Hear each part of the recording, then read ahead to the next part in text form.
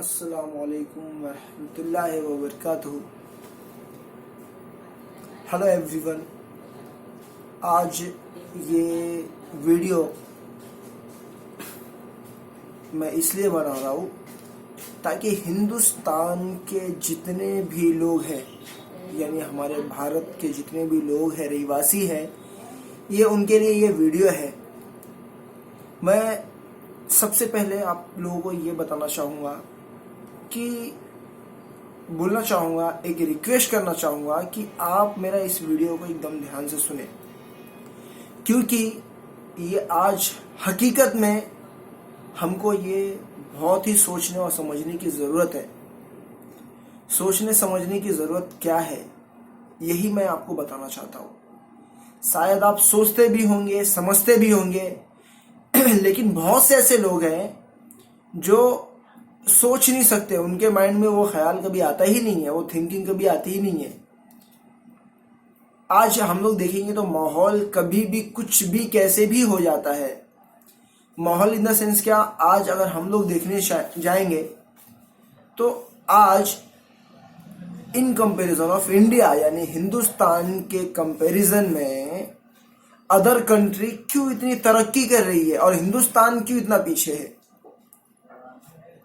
इसलिए पीछे है क्योंकि ये जो हमारे राजनेता, जिसको हम लोग बोलते हैं नेता, जिसको हम लोग चुन के लेके आते हैं, जिनको हम लोग वोट देते हैं, हम इनको क्यों चुन के देते, क्यों वोट देते? ताकि ये हमारे एरिया, हमारे समाज, हमारे देश की तरक्की के लिए काम करे। पर ये हमारे लिए, हमारे समाज के लिए, हमारे देश की तरक्की के लिए काम नहीं करते। क्यों नहीं करते वो भी आपको मैं बताता हूँ। आज जितने भी राजनेता हैं, आज पहले तो मैं आपको ये बता दे रहा हूं कि एक बोलते ना, कोई भी चीज को तरक्की तक, मतलब कामयाबी तक ले जाने के लिए एक कामयाब इंसान चाहिए, एक बोलते ना पावरफुल बंदा चाहिए, अच्छी सोच रखने वाला बंदा चाहिए। यानी आज अगर हम लोग देखेंगे तो आज हिंदुस्तान को भी टेक्नोलॉजी की बहुत ज़रूरतें हैं, लेकिन आज क्या हो रहा है, आज जो हमारे राजनेता है ये वही पुराने ख्याल के हैं। इनको पढ़ाई लिखाई से, एजुकेशन से कोई मतलब नहीं है। ये क्या करते हैं, इनको कैसे भी करके सत्ता में आना है, इनको अपनी मजबूती बनाना है। अब ये सत्ता में आते हैं, अपनी मजबूती कैसे भी बनाते हैं और हम इनको अपनी सत्ता बनाने में हम इनका सपोर्ट देते हैं। आप सत्ता बनाने में इनका सपोर्ट दो, लेकिन आपका जो हक है आप वो भी पहचानो। एग्जाम्पल मैं आपको बताता हूं कि पहले के जो लोग थे, यानी देखो मैं आपको एकदम छोटा सा एग्जाम्पल दे रहा हूं जो हर एक बंदे को समझ में आ जाएगा और ये हकीकत में हर कोई जानता है। अभी हमारे दादा परदादा वो इतने साक्षर नहीं होते थे, पढ़े लिखे नहीं होते थे, तो उनका सोच कैसे रहता था कि काम करो, कमाओ, और जो एक्स्ट्रा पैसा बच जाता था, तब बैंक ही नहीं था, तो ये लोग क्या करते थे, बैंक की जगह पे पैसा जमा करके कहीं ना कहीं जमीन में ये लोग गाड़ देते थे कि हाँ इन फ्यूचर हम लोग निकालेंगे। लेकिन बहुत सारे पैसे ऐसे होते थे कि वो दादा परदादा बताना भूल गए, मर गए, मालूम पड़ा वो पैसा चले गया। लेकिन आज का जो दौर है, आज ये अनपढ़ों का दौर नहीं है, आज ये पढ़े लिखों का दौर है। उसी तरह हमारे राजनेता जो हमारे बन रहे हैं, जो इसको भी हम लोग सत्ता में लेके आ रहे हैं, वो सब अनपढ़, जाहिल और गवार है। क्या है? अनपढ़, जाहिल और गवार। इससे क्या नुकसान हो रहा है हमको? इससे नुकसान हमको ये हो रहा है कि वो आगे आने वाले फ्यूचर के बारे में नहीं सोचते। वो वही पुराना ख्याल रखते कि हम कैसे भी करके पैसा जमा करें और कहीं ना कहीं जाके हम लोग उसको जमा कर दें, कहीं ना कहीं से पैसा हम लोग कमाए, एक सोर्स बनाए, चाहे लीगल हो या इलीगल तरीका हो, कोई भी तरीके से ये लोग पैसा जमा करते, जमा करा के कहीं ना कहीं बैंक में रख देते। राजनेता होता है देश की तरक्की के लिए, ना कि बर्बादी के लिए। एग्जाम्पल मैं आपको बताता हूं, मैं ये नहीं बोलता हूं कि पॉलिटिक्स में या सत्ता में जो भी नेता मंत्री, जो भी पार्टी का बंदा आता है, सब दूध का धुला हुआ है। दूध का धुला हुआ कोई भी नहीं है। लेकिन मैं ये नहीं बोलता हूं कि आप खा रहे हो, नाजायज खा रहे हो, गलत तरीके से खा रहे हो, इलीगल तरीके से आप पैसा कमा रहे हो, मेरी ये नेता लोगों से गुजारिश है कि भाई आप अगर खा रहे हो तो खाओ, लेकिन एक लिमिट में, जितना तुम हजम कर सको। अगर नहीं हजम कर पाते तो क्या करते हो तुम उसको, जितना खाए खाए, नहीं तो क्या होता है कि आप उसको क्या करते हो, ले जाके बैंक में जमा कर देते हो। अब बैंक में वो पड़ा पड़ा स्विस बैंक में या कहीं कोई किसी को तुमने दे दिए या तिजोरी में बंद करके रख दिए, अब वो पैसा पड़ा पड़ा सड़ जाता है, जो कि कोई यूज में नहीं आता, यानी वही पुराने ख्याल रख रहे। अगर आप उसी में से कुछ पैसा आप खाओ, लेकिन कुछ हमारे देश की तरक्की के लिए कोई नया चीज लेके आओ, नया टेक्नोलॉजी लेके आओ कि यार आने वाली पीढ़ी के बारे में, आने वाली जनरेशन के बारे में सोचो कि आने वाले जनरेशन को कुछ नया मिल सके। पर आप ये नहीं सोचते, क्यों? क्योंकि आप उसी तरह जाहिल और अनपढ़ गवार हो। तो ना तो आप कुछ अच्छा करने सोच सकते हो, ना तो आगे तरक्की के लिए कुछ सोच सकते हो। बस सिर्फ ये है कि आपके पास कैसे भी पैसा आए, आप उसको जमा करो और जमा करके रखे रखे सड़ा डालो, जो किसी के काम में ना आएगा। एक दिन तुमको मरना है, चाहे 60 साल, 70 साल, 80 साल, 100 साल। 100 साल से ज्यादा आज के वक्त में कोई भी जीने वाला नहीं है। लेकिन आप ये नहीं सोचते कि यार मैं मरते मरते कुछ ऐसा करके चले जाओ कि जो आने वाली पीढ़ी है, आने वाले हिंदुस्तान के लोग हैं, उनको कुछ नया मिल जाए। अब मैं ये दूसरी बात एक आम पब्लिक से कहना चाहूंगा कि मेरे दोस्तों देखो, ये वीडियो मत देखो कि मैं दाढ़ी रखा हूं कि क्या है, ये मत देखो। आज जो फैक्ट है ये सभी के लिए मैसेज है, सभी हिंदू भाई के लिए, मुसलमान भाई के लिए, सिख ईसाई जितने भी धर्म के लोग हैं हिंदुस्तान में, उनके लिए ये मैसेज है। प्लीज मेहरबानी करके जो मैं बात बोलने जा रहा हूं, इस बात पे आप गौर करो। आज नेता मंत्री को चुन के इनको वोट दे के अधिकार, मतलब जो अधिकार दिलाता है इनको, कौन सत्ता में कौन लेके आता है? हम लोग लेके आते हैं। कौन? हम हैं आम पब्लिक। आप हो आम पब्लिक। आपके वजह से वो नगर सेवक, कॉर्पोरेटर या एमएलए बनता है, एमपी बनता है। आप उसको जिता के लेके आते हो, फिर क्या होता है?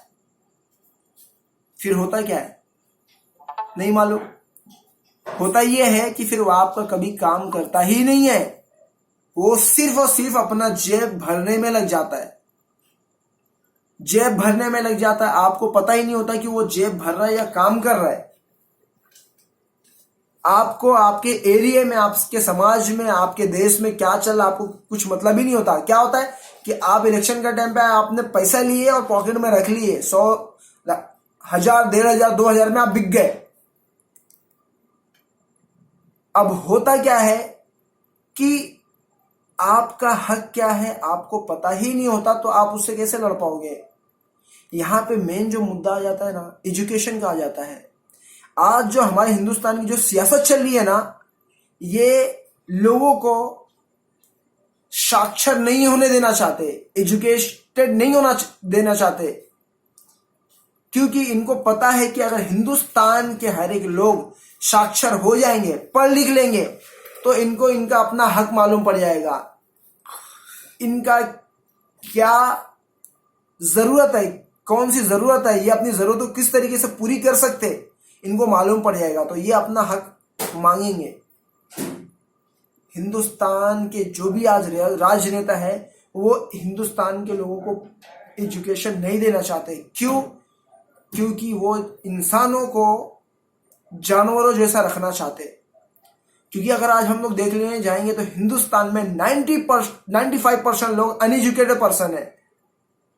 अब ये इसके लिए एजुकेशन नहीं बढ़ने देते ये, क्योंकि इनको पता है, क्योंकि ये जो भी राजनेता बन रहे हैं, ये पैसे के दम पे, पावर के दम पे राजनेता बन गए। अब इनको मालूम है कि यार हिंदुस्तान में अगर मैं एजुकेशन लेके आ जाऊंगा तो हर एक बंदा अपने अपने हक के लिए खड़ा होने लग जाएगा, तो क्या होगा, हमारा आगे कुछ भी नहीं हो पाएगा।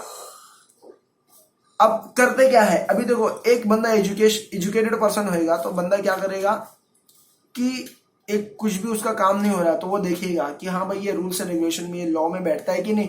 फिर उसके बाद जाके वो अपना काम करेगा। अगर उसको कुछ अड़चन आती, क्या परेशानी आती, क्या नहीं आती, वो जाके पूछेगा। जो भी है, जो काम के लिए वो रखा गया है, मतलब जो भी बंदा वो काम कर रहा है, वो बंदे से जाके वो पूछेगा, एक आम पब्लिक वो बंदे से जाके पूछेगा कि भाई ये काम क्यों नहीं हो रहा है, किस लिए नहीं हो रहा है, कैसा करना है, हर एक चीज पूछेगा। लेकिन जब एजुकेटेड नहीं रहेगा बंदा, पढ़ा लिखा नहीं रहेगा, तो कुछ भी काम कराने के लिए गया, कोई भी अधिकारी बोलेगा कि भाई आपका ये काम नहीं हो सकता, आपको ये प्रॉब्लम है, तो उसको प्रॉब्लम का नाम तो बता दिया पर प्रॉब्लम क्या है उसको यही नहीं पता होता। तो मैं आपको यही बोलना चाह रहा हूं कि अब देखो हिंदुस्तान के जो राजनेता वो लोग क्या कर रहे हैं, एजुकेशन ना होने की वजह से क्या होता है कि इंसान एकदम कोरे कागज की तरह, उसको कुछ भी नहीं समझ में आता। अब ये क्या करता है, एक एजुकेटेड पर्सन होएगा तो सोच समझ के काम लेता है, और एक अनएजुकेटेड पर्सन होएगा जो पढ़ा लिखा नहीं रहेगा, वो क्या होता है कि भाई किसी ना किसी के सहारे पे ही चलता है वो। अब ये राजनेता लोग जो होता है एक लोगों के माइंड में ये थिंकिंग सोच डाल दे रहे हैं, ये हमको नहीं पता है सोच कैसा डाल रहे हैं वो लोग, कि भाई इनको किसी भी तरीके से पढ़ने मत दो, क्योंकि ये पढ़ेंगे ऑटोमेटिक बढ़ जाएंगे, ऑटोमेटिक बढ़ेंगे, ना इनको पढ़ने दो ना आगे बढ़ने दो। तो अब होता क्या है कि जो अनएजुकेटेड बंदे लोग हैं इनको राजनेता किस तरीके से बहकाते हैं। अब एग्जाम्पल मैं बता देता हूं कि पहली बार तो कोई भी धर्म में सिर्फ इंसानियत का पार्ट है, हैवानियत का नहीं है। आज एग्जाम्पल मैं ले लेता हूं, मैं मेरा एग्जाम्पल लेता हूं। मेरा भाई है, मेरे पिताजी हैं, उन्होंने दाढ़ी नहीं रखी है, लेकिन मैंने क्या किया, मैंने दाढ़ी रखा हूं। क्यों? मुझे ऐसा लगता है कि दाढ़ी रखने में मेरे रूह को सुकून मिलेगा, शांति मिलेगी, मेरी मन को शांति मिलेगी। और एक हिंदू भाई है, वो तिलक लगाता है, उसको क्या लगता है भाई तिलक लगाने में उसको सुकून शांति, इसके लिए वो तिलक लगाता है। लेकिन आज क्या होता है मालूम है कि आज तिलक वाले को बोला जाता है कि भाई दाढ़ी टोपी वाला आतंकवादी है, दाढ़ी टोपी वाला खतरनाक होता है। और फिर ये राजनेता लोग आते हैं मुसलमान के पास में, फिर बोलते रहे वो तिलकधारी वाला लोग बहुत खतरनाक होता है, बहुत डेंजरस होता है, सही नहीं होता। तो क्या है कि हिंदू और मुसलमान के दिल में ये लोग एक दूसरे की नफरत डाल रहे हैं। एग्जाम्पल मैं बताता हूं, अभी एक घर में यार जो बाप पैदा करता है, आज का माहौल कैसा मालूम है कि अगर बाप ने बेटे को कुछ भी कहा, थोड़ा बहुत मिस्टेक हो जाता है, बेटा भी बाप को पलट के जवाब दे देता है। यहां तक कि आज एक बाप के दो बेटे यानी सगे भाई हैं, उन पे आपस में नहीं बनती, कुछ ना कुछ बात के लिए झगड़ा लड़ाई झगड़ा होते रहता है। तो ये एक छोटी सी बात है, बस हमको एक अंडरस्टैंडिंग करके चलना है, समझ रहे हो ना। अब क्या होता है कि अब राजनेता लोग, अब लोग साक्षर ना हो पाए उसके लिए क्या करते, मुसलमानों में ये लोग देखते कि भाई मुसलमान हक के लिए लड़ता है, यानी सच्चाई के लिए मरता है। तो इसमें देखेंगे सुन्नी, वहाबी, देवबंदी, अहले हदीस, नुजूसी, यानी बहुत से तरीके के फिरके निकाल देंगे। और हकीकत में फिरके देखो कैसा होता है ना कि हर एक की अलग अलग थिंकिंग होती है, तो फिरका भी बनने वाला है। तो अब इसमें रीजन क्या होता है कि फिरके के नाम पे मुसलमान को आपस में लड़ा देते। अब क्या हुआ, मुसलमान कमजोर हो गया। फिर अब हिंदू भाई लोग की बारी आती है, इनमें देखते हैं यार ठाकुर, बाभन, पंडित, बनिया, चमार, बढ़िया, पासी, यानी इसमें भी बहुत सारी कैटेगरी के लोग आ जाते हैं। अब ये क्या बोलेंगे यार, ठाकुर, पंडित, बाभन बड़े, चमार, पासी, बढ़िया छोटे, यानी छोटी जात बड़ी जात कर करके आपस में इनको लड़ा देते हैं कि नहीं छोटी जात को दबा के रखो। भाई छोटी जात हो या बड़ी जात हो, हर कोई इंसान ही है, समझ रहे हो ना। इसमें छोटी जात बड़ी जात से कुछ नहीं होता। एक इंसान के अंदर अगर हम लोग देखें, इंसान के अंदर ब्लड ग्रुप यही होता है, ए बी और ओ ब्लड ग्रुप। भाई सबका खून एक ही जैसा होता है, तो छोटी जात बड़ी जात का कोई मीनिंग ही नहीं होता। तो आज क्या हो रहा है, हिंदू भाई लोग को आपस में लड़ा दिए, छोटी जात बड़ी जात करके, मुसलमान लोगों को लड़ा दिए, सुन्नी, वहाबी, देवबंदी, अहले हदीस, शिया सुन्नी करके लड़ा दिए। अब कमजोर हो गए। अब क्या होता है, फिर कोई ना कोई मुद्दा उठा लेंगे। एग्जाम्पल मैंने अभी बिहार का भी देखा, मैंने कुछ वक्त 2 दिन से चल रहा है, झगड़ा चल रहा है। अब इसमें क्या हो रहा है कि मस्जिद पे उठा के भगवा झंडा गाड़ दिया आरएसएस वाले, राष्ट्रीय सेवा संघ। पहले बार तो मैं आपको ये बता देना चाहता हूँ कि संविधान में लिखा हुआ था, बाबा साहब अम्बेडकर ने लिखे थे कि राष्ट्रीय सेवा संघ संविधान में कोई भी हस्तक्षेप नहीं कर सकता, लेकिन आज सबसे ज्यादा हस्तक्षेप करने वाला आरएसएस ही है। क्यों? ये आप लोगों से मेरा क्वेश्चन है। और अब देखो होता क्या है, अब अपन आ जाते पॉइंट पे। अब होता क्या है कि जब मुसलमान आपस में लड़के कमजोर हो गया, हिंदू आपस में लड़के कमजोर हो गया, फिर ये लोग इसी तरीके से झगड़ा लड़ाते, फिर हिंदू और मुसलमान को लड़ा देते। अब क्या होता है कि हिंदू मुसलमान आपस में लड़ जाते, और लड़ता कौन है? जो एक्चुअल अनएजुकेटेड होता है, जो अनपढ़ जाहिल गवार, जिसकी कोई औकात नहीं होती, वो क्या करता है? लड़ता है। जिनकी कोई औकात नहीं होती, जो अनपढ़ जाहिल गवार, क्या होता है? इनके माइंड में भरा जाता है ये चीज, उनको ब्रेन वॉश किया जाता है कि भाई आपके पास में कुछ नहीं है, जो है हम है, एक बन के रहो तो कामयाबी है। तो क्या करता है? हर एक जो बंदा अनपढ़ रहेगा वो सोचेगा यार अगर मैं एक साथ में नहीं रहूंगा, इनकी बात नहीं मानूंगा, तो मैं तबाह बर्बाद कर दिया जाऊंगा।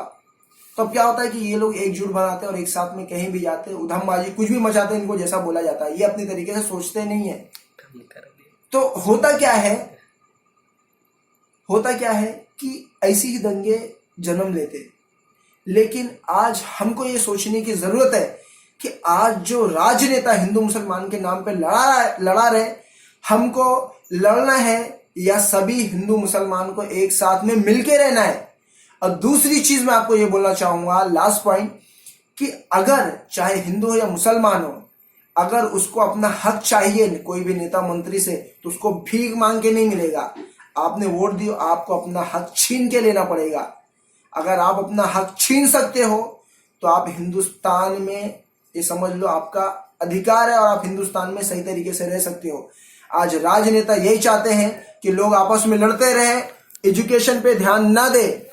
तो आज क्या हो जाता है? एग्जाम्पल मैं आपको एक लास्ट एग्जाम्पल और मैं देखिए यहाँ पे खत्म करता हूँ। एग्जाम्पल, मैं बचपन में था गांव में, तो मैं देखता था कि यार चिड़ियों का झुंड होता था, वो लोग आपस में इतना लड़ते थे, क्या होता था कि एकदम थक के जमीन पे आगे गिर जाते थे।